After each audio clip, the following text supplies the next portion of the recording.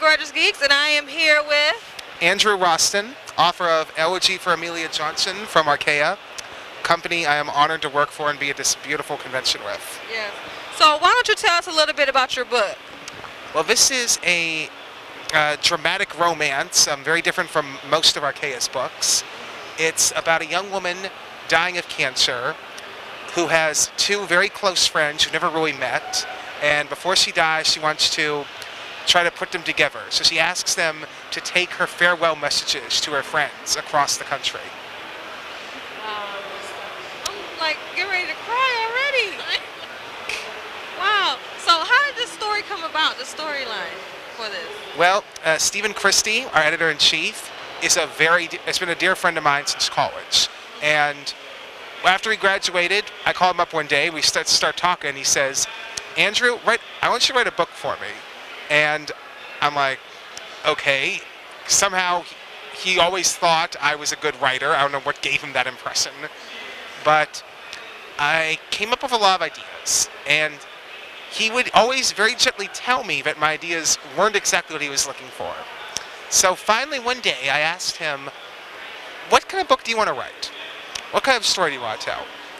And he said to me he wanted to tell a story about love and time. And this is in Santa Monica, way back in August of '07. This book took a little over 3 years to write. But that night, I'm walking back to my car, thinking about this, and death just kind of popped into my head. And then there's this kind of a little concept I've been working on for a screenplay, and I realized that was the story right there. And I wanted to have an uplifting ending, because I didn't want to tell a really sad, gloomy story about death. And Amelia just rolled out of that. I want to cry. It sounds so sad, but that sounds like a fantastic story. Yeah. So you did all the artwork, or you Absolutely not. My girlfriend says I draw a mean stick figure. That is the truth. I cannot draw to save my life. All of the writing is mine, and Dave Valiza and Kate Cassanow, they're the artists, and they are magnificent. Yeah. So this story is a great story.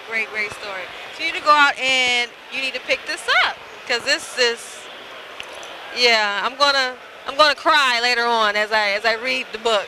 Hopefully not too much. Not too much, no, because I don't have on waterproof mascara, so no, not too much. This is Gina, and thank you so much for the interview. Thank you very much. Yes, yeah, this is Gina signing off.